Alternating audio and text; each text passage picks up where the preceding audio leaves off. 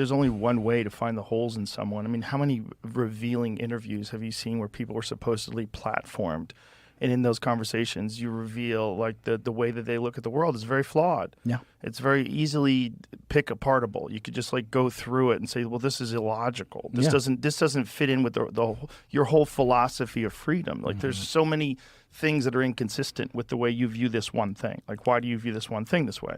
I think the human mind hates ambiguity, right? I mean, there's clear-cut benefits to being polarized because it simplifies it, gives you a hack, an algorithm. Say, like, I can easily say, well, you should not have an abortion. So therefore, I must be in the people that say you should never have an abortion. Or like gun control. Like, should you have like, an AK-47?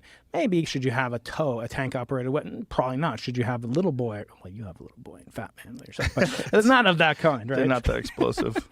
So I think that, but it's because human beings hate these Schrodinger kind of like ambiguities. They just hate them. And so they must cleave to the direction that they understand.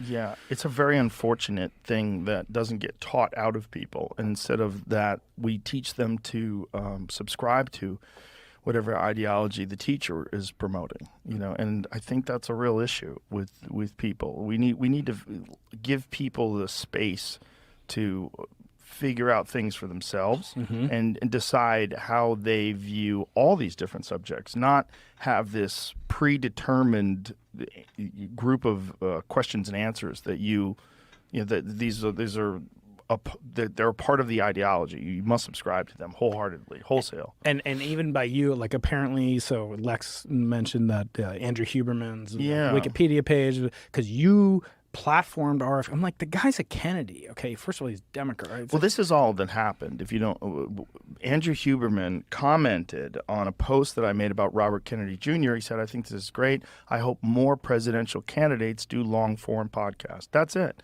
And so Wikipedia removed the research section of his page. He's got 70 published papers. It's highly cited.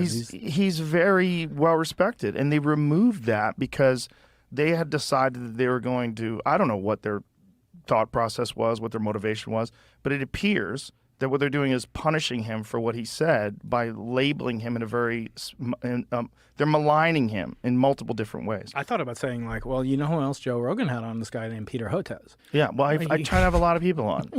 But it's not. There's nothing wrong with having a guy who's running for president on a podcast to discuss things. Like, what are you talking about? It's nonsense. Yeah.